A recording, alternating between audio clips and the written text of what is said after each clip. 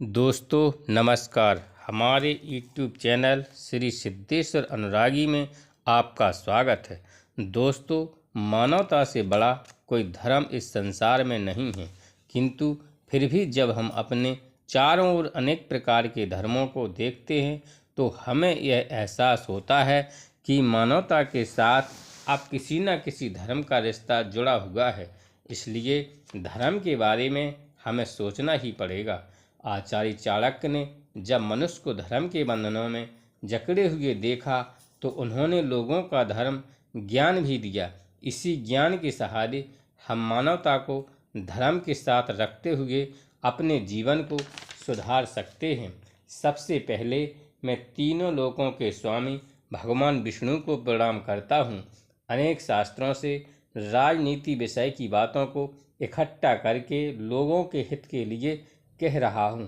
दान, अध्ययन आदि कर्म से दिन को सार्थक बनाना चाहिए। दान और ज्ञान दोनों ही पुरुष के लिए बहुत जरूरी है। इन दोनों के कहने से मनुष्य का मन लगा रहता है, उसका समय व्यर्थ नष्ट नहीं होता।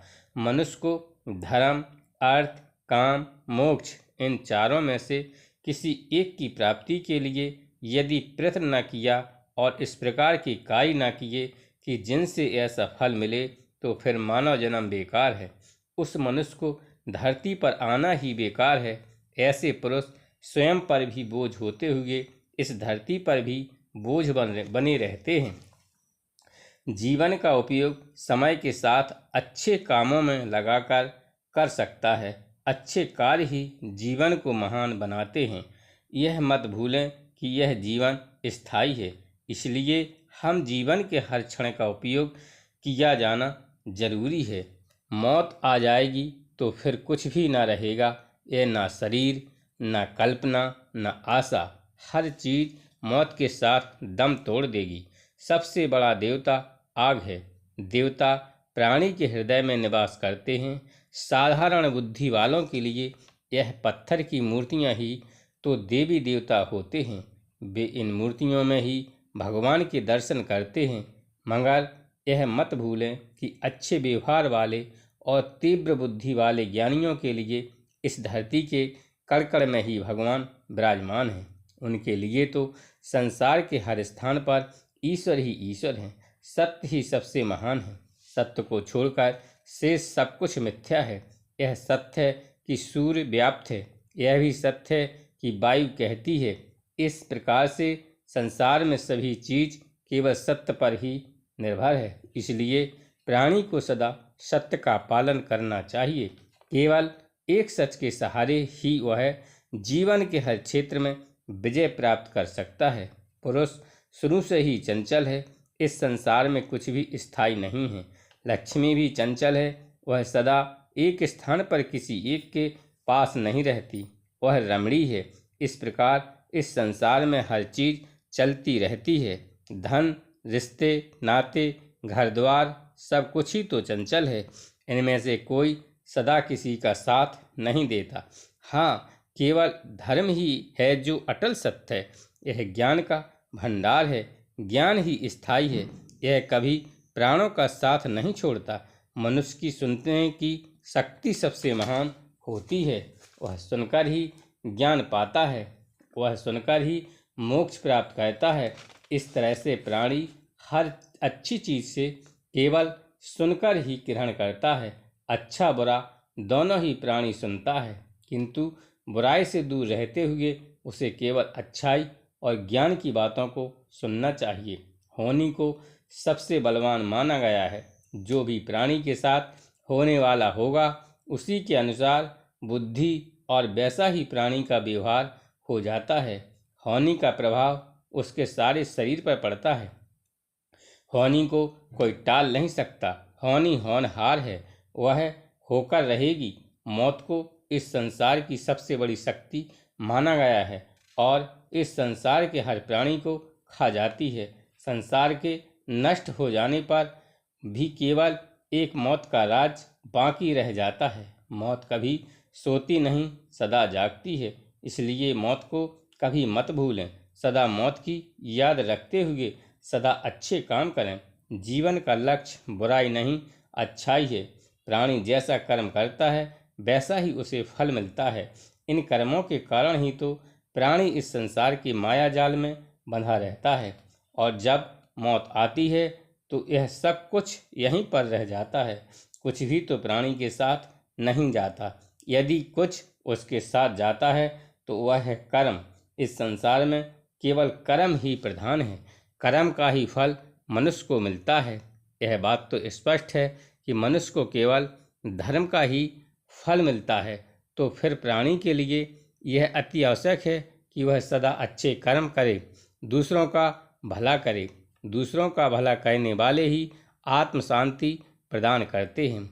इंद्रियों पर संयम और जीवों पर दया करने से ही बुद्धि की शुद्धि होती है। कर्म ही प्राणी को छोटा बड़ा बनाता है। इसलिए सदा अच्छे कर्म करो, बुराई से दूर रहो। घृणा, क्रोध, लोभ, मोह का त्याग अच्छे कर्मों के साथी है। जिस तरह फूलों में खुशबू, तिलों में तेल, लकड़ी में आग, दूध में घी, ईख में गुड़, इन सब चीज़ों को बाहर से देखकर आप इन गुणों के होने का अंदाज़ा नहीं लगा सकते, क्योंकि यह सब कुछ बाहर से दिखाई नहीं देता। इन गुणों को केवल विचार से ही पहचान सकते हैं। ठीक उसी तरह से मानव शरीर में आत्मा का निवास होता है। इस आत्मा को हम शरीर से अलग करके नहीं पहचान सकते। हाँ, केवल अपने विचारों से ही इसकी पहचान कर सकते हैं। इसलिए अपनी आत्मा को पहचानो। प्राणियों से अधिक आत्म महान है। देवता कहाँ हैं? क्या इन मिट्टी की मूर्तियों में अथवा ऊंचे मंदिरों में देवता रहते हैं? नहीं, यह हमारा वहम है। देवता केवल हमारी भावना में ही रहते हैं। भावना और श्रद्धा का दूसरा नाम देवता है। जैसे ही आपकी भावना होगी वैसे देवताओं के रूप दिखाई पड़ेंगे। यह मत भूलो कि सारा संसार भावनाओं पर ही आधारित है। मूर्ति भले ही किसी चीज़ की बनी हो, धातु की, मिट्टी, पत्थर की, इसमें कोई फर्क नहीं पड़ता। हाँ, आपके मन में जो पूजा की भावना है उसे प्रमुख माना जाएगा। आत्मा की श्रद्धा ही सबसे बड़ी पूजा है।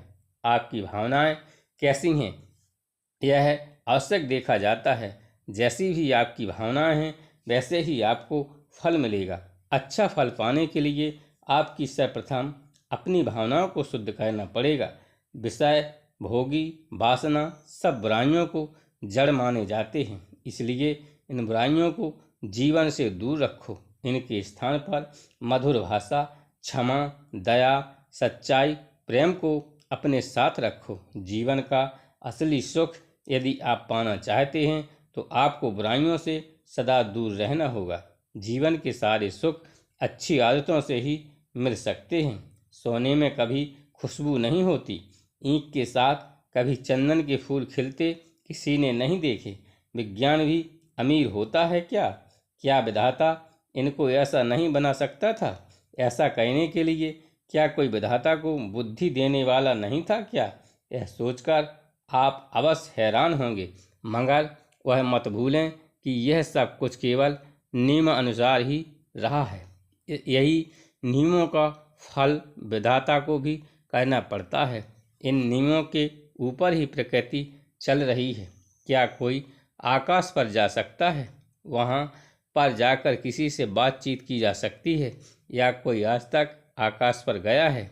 यदि इन प्रश्नों का उत्तर नहीं में है तो फिर आप इस बात की कल्पना कीजिए कि जिन लोगों ने धरती पर लौटकर सूर्य चंद्र ग्रहण के बारे में सैकड़ों वर्ष पहले से ही हिसाब लगाकर बता दिया, उन्हें आप क्या कहेंगे? बुद्धिमान? जी हाँ, जो लोग इतनी बड़ी बुद्धि, अलौकिक शक्ति के साथ साथ इतनी बड़ी बुद्धि भी रखते हैं उन्हें हम विद्वान, बुद्धिमान ही कहेंगे। ईश्वर महान है, सर्वशक्तिमान है। इस संसार की सारी बागडोर ईश्वर के हाथ में है। ईश्वर ही राजा को दास और दास को राजा बना देता है। ईश्वर ही अमीर को गरीब और गरीब को अमीर बनाता है। ईश्वर पर भरोसा रखो। जिस प्राणी की माता लक्ष्मी और पिता स्वयं भगवान हों, विष्णु के उपासक उसके भाई हों, तीनों लोग उसके लिए अपने देश के समान हो जाते हैं, वह सदा सुखी रहता है। यदि संसार को चलाने वाला ईश्वर है तो मुझे अपने जीवन की कोई चिंता नहीं। दोस्तों, मेरे चैनल को लाइक, शेयर और सब्सक्राइब करें। धन्यवाद।